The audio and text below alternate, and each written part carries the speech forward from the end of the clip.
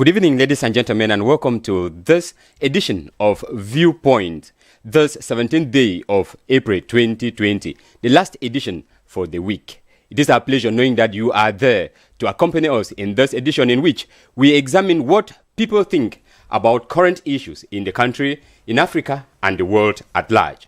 In today's edition of the program, we are glad to receive two gentlemen of the same profession, the profession in which they call the noble profession. They are all teachers. We have Mr. Njek Marcel. Good evening, sir, and thank you for accepting our invitation. Thank you, Mr. Venetius. Good evening, fellow listeners of the DBS TV. Good evening once more. Thank you so much. Accompanying Mr. Njek Marcel is Mr. Ngum Eric. Good evening, Mr. Ngum. Good evening, Mr. Venetius. It's my pleasure to be at DBS again. Good evening to the viewers of DBS this evening. Thank you. Like you have been following, the viewpoint is made up of two parts. The first part is actually the part that we would examine their point with the yes and no question. And then when we come back, we'll take the second part as usual. Right away, we would take this transition to get into the first part of the program.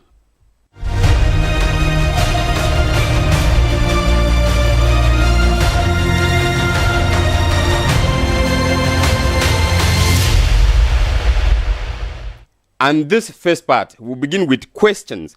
Our viewers, our guests are expected to give us their point by answering yes or no to these 5 questions. We'll begin with the first question and would expect Njek Marcel to answer. The first question is, does the presidential decree to release some prisoners decongest overcrowded prisons in Cameroon, Mr. Njek? Mr. Venetius, I don't think so. So your answer is no. No. Yes. Now, Mr. Ngum Eric, what's your answer? It's a good gesture, but I don't think it's going to play a part in decongesting the prison cells in Cameroon. So your answer is? It's no. Good. The answer is no. We take the second question and we remain with you, Mr. Ngum Eric. Is the claim by African herbalists and traditional doctors to cure coronavirus acceptable? No, I cannot believe so. Mr. Ngum says it is not acceptable. And Mr. Njek? No, I think it is acceptable. I believe in them too. Mr. Njek says it is acceptable that African herbalists and traditional doctors cure coronavirus. We take the third question. I will remain with you, Mr. Njek. Some politicians suggest that the government should deduct the salary of ministers to fight this pandemic. Is such a proposal acceptable to you? Yes, I think it's very, very acceptable. He says it is acceptable to deduct salaries of ministers to fight the pandemic. Mr. Ngum? Yes. He shares the same opinion as well. We take the fourth question. Should African states retaliate following the recent xenophobic attitude of Chinese towards Africa? Mr. Ngum, I remain with you. Yes, I believe this is the right time for us to react. He says Africans should react. And Mr. Njek? No, I don't think so. Mr. Njek says they should not react. And we take the last question for today. Is the move by the US president to suspend American assistance to the World Health Organization a right one at this crisis moment, Mr. Njek? No. He says no, it is not. Mr. Ngum? Yes. Mr. Ngum thinks that it is the right move at the right time. That is the end of this first part. We'll be right back for the second part, which will be consecrated to debate shortly after this transition.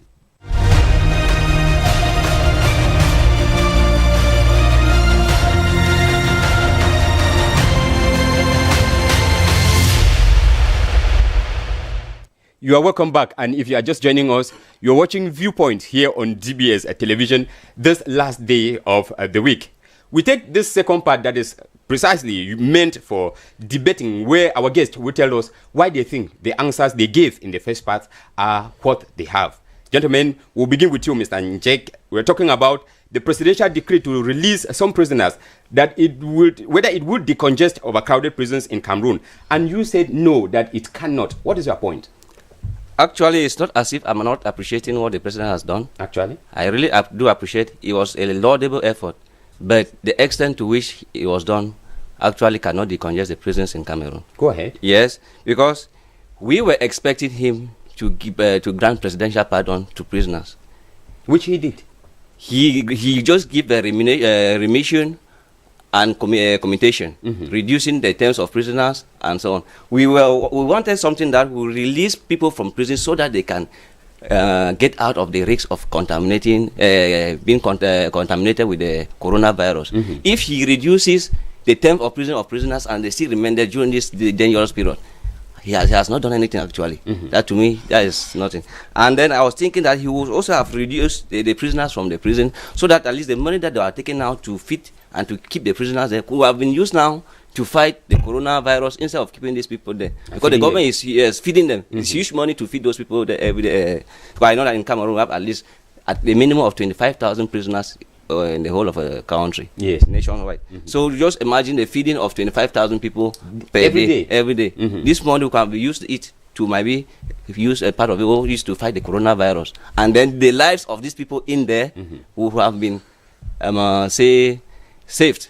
Because if the thing gets there now, they're talking of social distancing, and we have been seeing pictures from prisons, how those prisoners, they sleep one after the other. Can there be social distances in the prisons? I say no. So actually, the president has not done anything, because he has done. He has done something, but the thing is not enough. It's not really enough. Yes, it's not really enough. Yes, but I think he just got up because people have been asking from the pressure, and he wanted to know that he's alive because people have been saying that he's not there, that he's dead. That was a way of announcing that he's still alive. So he has not actually done anything to save the situation. Okay. Mr. Ngum, you shared the same opinion that the move does not decongest prisons in Cameroon. Well, when I look at the gesture of Mr. President of the Republic, Paul Biya, when I got that, I congratulated that gesture for him using the Article 8 of our penal code to use his power as clemency to release some prisoners. It does not play a part to reduce the population in prison cells. Why? What is the cause of our prison to be always congested? I think the recent thing is the current crisis that are going on in Northwest and Southwest, and it is still going on. Releasing some when they are still arresting plays no part. And the majority of the people, they say they have granted them clemency. They are people that have been arrested around the Marché Central, Yaoundé, children that have been disturbing here with thieves. So I want to think that releasing those people they have prescribed that they were not in line with threatening the peace of the country plays nothing as a gesture to see that peace come back. Coronavirus is just one thing that have come, but we always have an everlasting threat.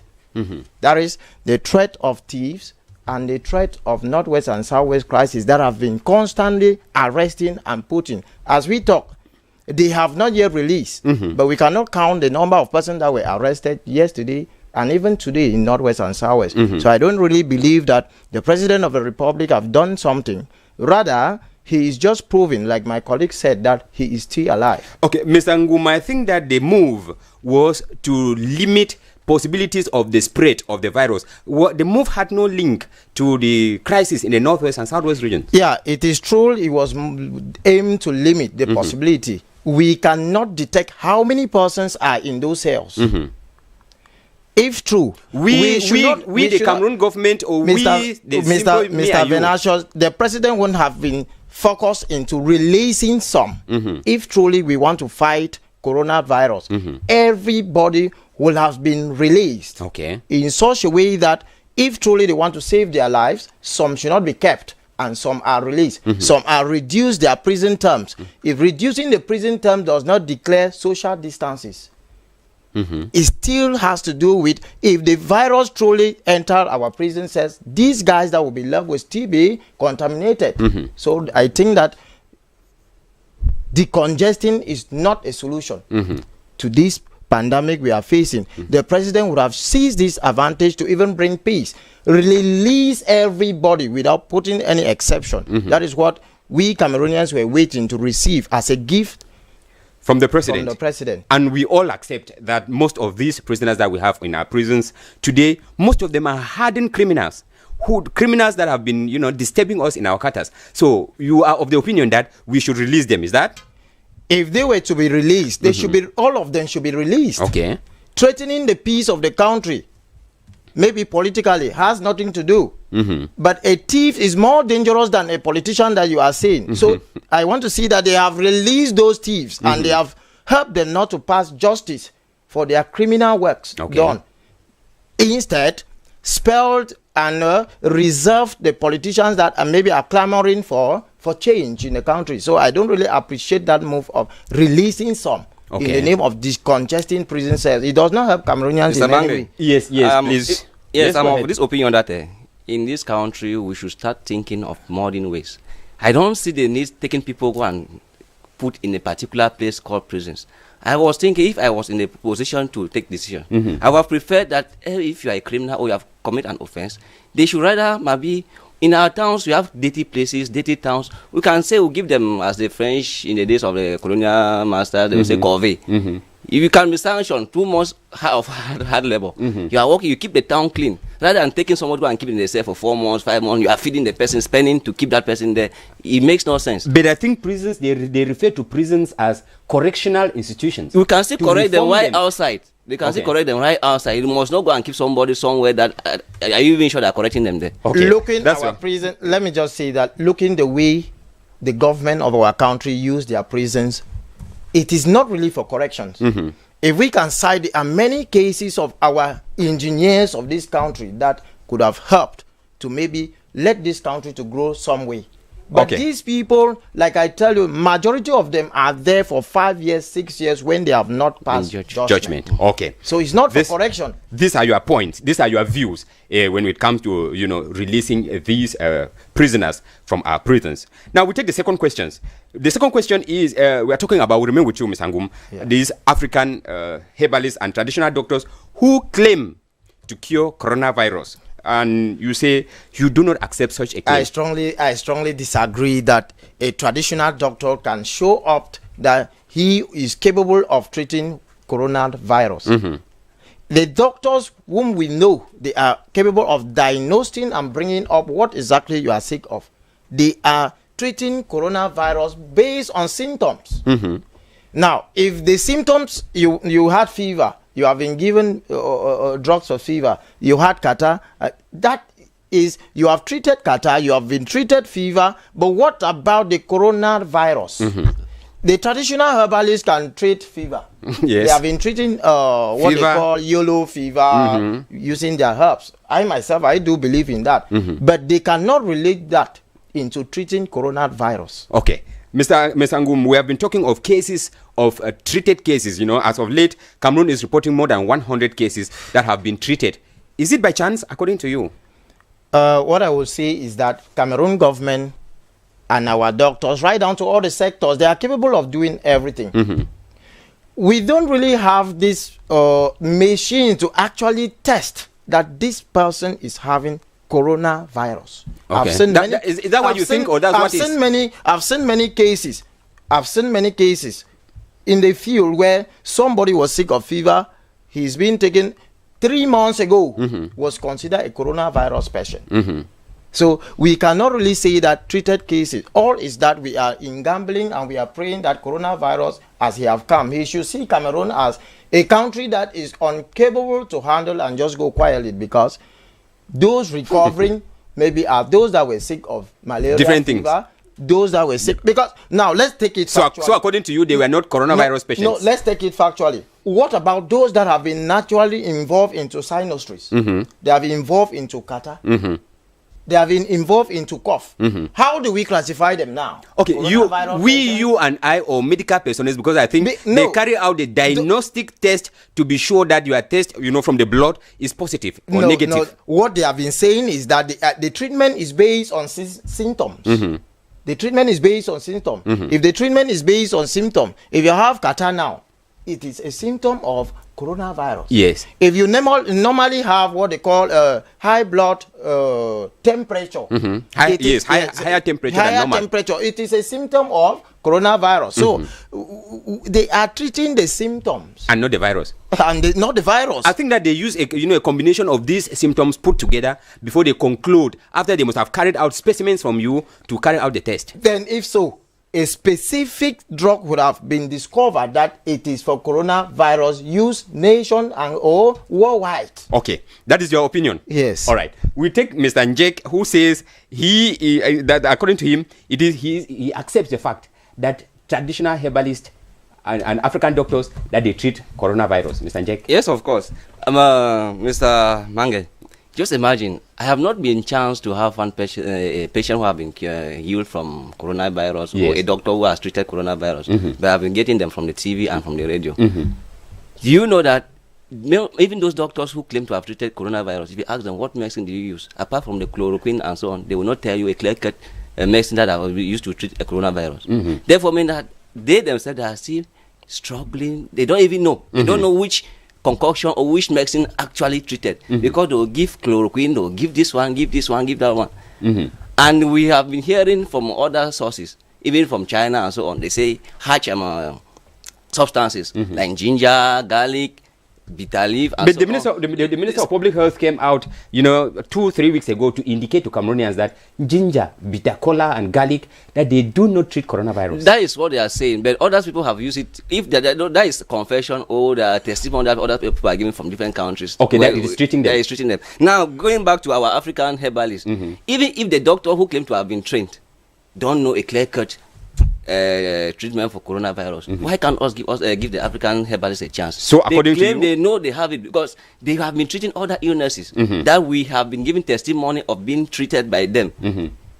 So according to you, African doctors are treating coronavirus. They should give them a chance. They have treated. They should, because the chance has not been given to them. Okay. We have just been afraid that might be when we get there, they will, since we are not sure of them, the thing may get out of hand and so on. But I believe that if these people are given a chance, they can do something better. Okay. We take, for example, in China, Chinese doctors have been advised to consider mixing Western, antiviral drugs with traditional Chinese medicines to treat COVID-19. Good. Now, in Zimbabwe, government have authorized herbalists to treat COVID-19 patients, as reported by VOA recently. And in Tunisia, it is said to have been turning towards the use of herbs to fight the virus. So I think Africa is on the move to make sure that, but as of now, there is no defined prescribed treatment for coronavirus, but Africans are on the move to make sure that they come up with something, right? Mr. Mange, let's get out of colonialism. Yes. These people, all what they are trying to do, they are trying to relegate our African medicines behind. Yes. To prove that we are nothing, we don't have anything. That everything must come from the white. Everything must come from outside there. Yes. If people have, the doctors, even from China, they don't even know what they use to treat their own cases. Yes. They are still struggling, mangling, they don't even know.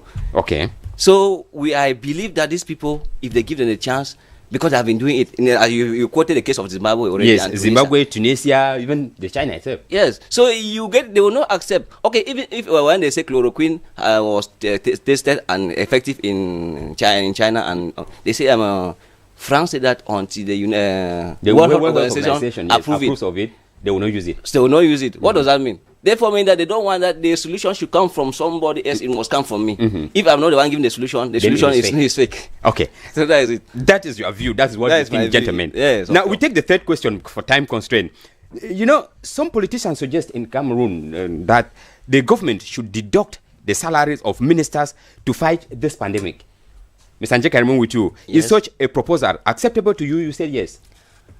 I said yes, and I will still repeat. Of course, you see our ministers in Cameroon, at times they claim to be the most patriotic citizens in this country. Let me come back.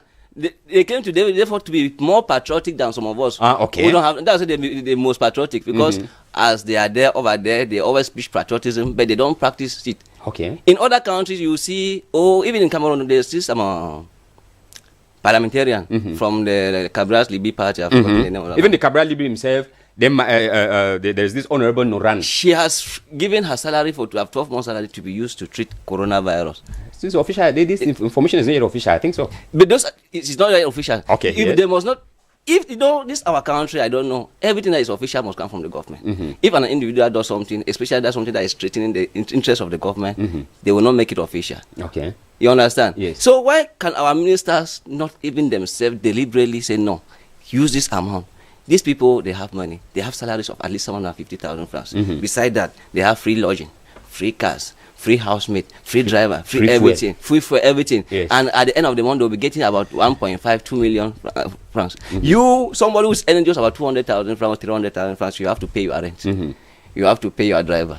you have to pay for your transport. All this. You see that? You see the difference? Why the minister's own salary are increasing, your own. So according to but they are you, expecting you to instead contribute to show that you are patriotic. So according to you, they should deduct their salary. I think they should deduct. They can even suspend because they have enough. Even the budget that they go and defend at the National Assembly every year, they have never gone to say that this budget that I collected this year, this is what it was used for. Because normally, a minister, when you go to defend a budget, you defend at the end of the year, go back and present your project. I took this amount of money. This is what I did. With it. And then this is what, yes. At times, there must either be a deficit or a balance. Yes. What do you do with the balance? Or what, even if there's a deficit, that is it. Let us assume that. Let us assume that every year we always work on a deficit. Mr. Ngum, you were of the opinion that these politicians, that their salaries should be deducted. You shared the same opinion. Mr. Venatius, I want to say that we should really even look at this coronavirus as a very good indicator of the nature of government that we have. We have shown how fragile our government is.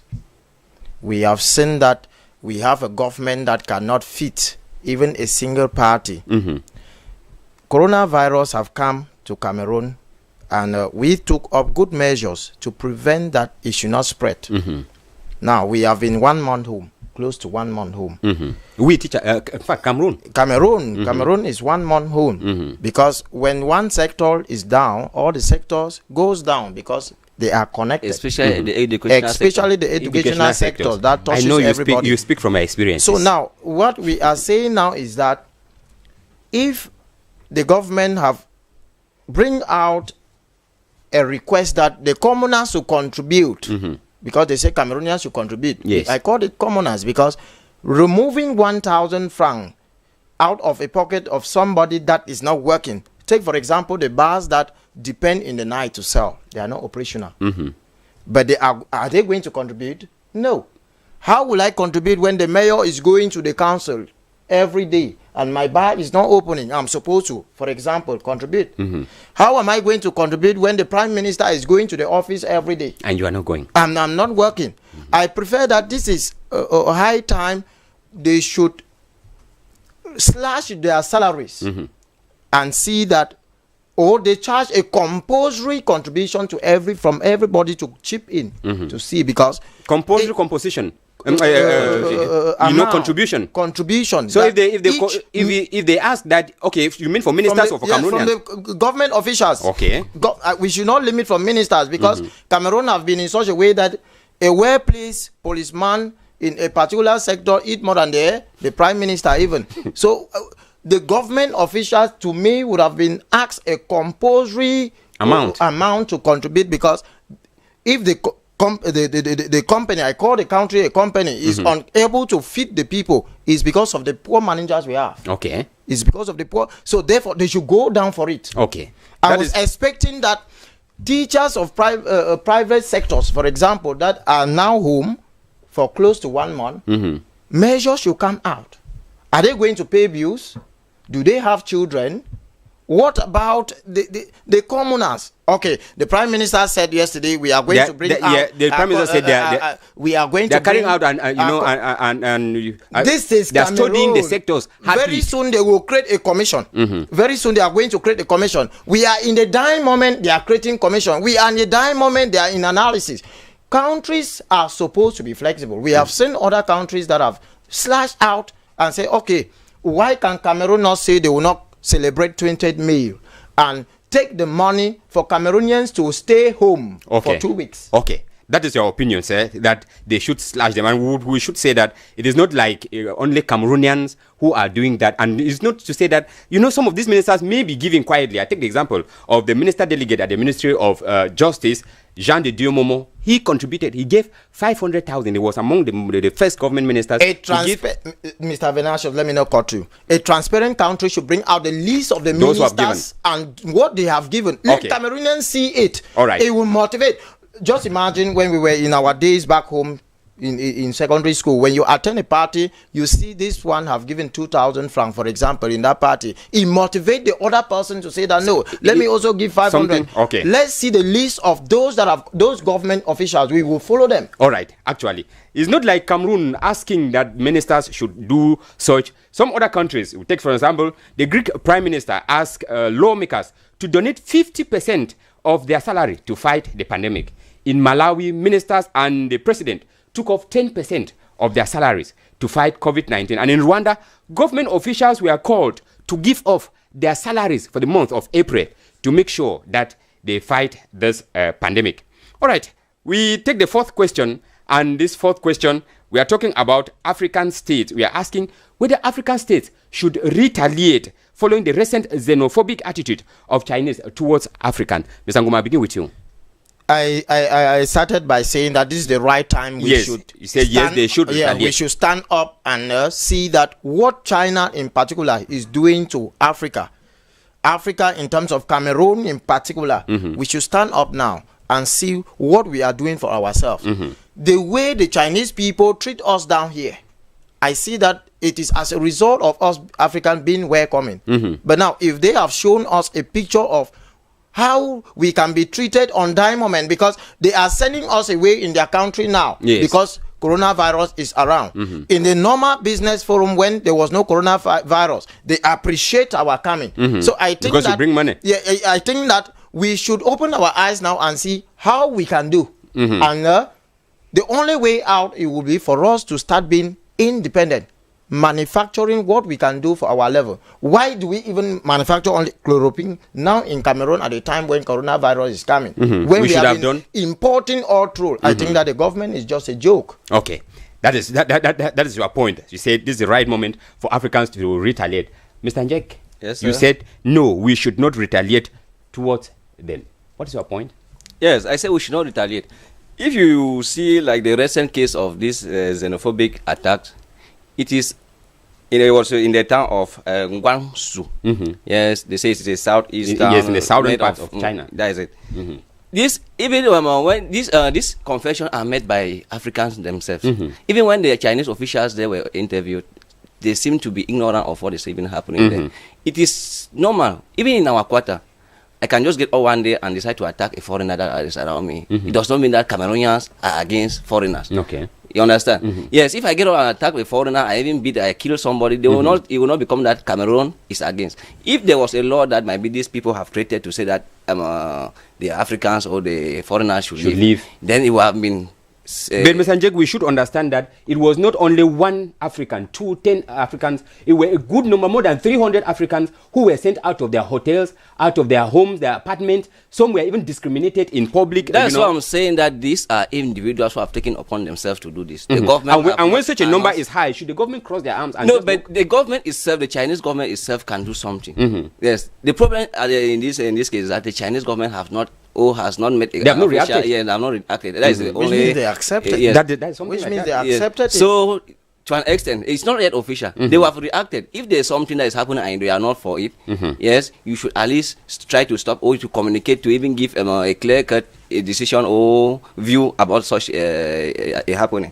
So it does not mean that the Chinese government or that China. We see it even in Africa here. Yes, it happens even in South Africa. In South Africa, yes, these xenophobic tendencies were also recorded. What should we do? Okay. Should we go fighting against each other? Okay. No. So we come. Africans are people who are very welcoming. If we say we should retaliate, we should not retaliate by in the xenophobic attitude too. We can retaliate by boosting our own economy so that we can be independent from these foreigners. We can the rice that we are importing, those things that we are importing from China and other countries, we cannot decide to produce it in our own country and then be independent from them, so that we cannot have anything. Or even most of the Africans who are going over there are going to look for greener pastures. Yes. Why can we not plant those greener pastures here in our country and then live back here? Yeah? Thank you, gentlemen. For time constraint, we would be calling it off here because we are almost out of our time. But then to indicate that Nigerian foreign minister summoned Chinese ambassador to express extreme concern on such act. It was the same thing that happened in Ghana, and Kenya also did the same, as well as some other European countries, for example, US, that acted the same way. Ladies and gentlemen, time is on our side, and there is no way we can continue in this way. Thank you, gentlemen, for accepting to talk to us on Viewpoint on today's edition of the program. And we hope that when we knock at your door, you will be able to come back again and exchange with our viewers. And thank you for inviting me. It was a pleasure being with you. Yes, Mr. Ngum. Thank you very much. Thank you. I thank the viewers that were looking at us, and we pray that the Cameroon government should stand up to see that the citizens feel their homes and believe that they are also in a country that is for everybody. Thank you. Thank you, ladies and gentlemen. We've come to the end of today's edition of Viewpoint. Stay in our company. Programs continue here on DBS Television. We'll be back again next week to see what Cameroonians think about issues in the country, in Africa, and in the world at large. Have a blessed weekend. Goodbye. Good night.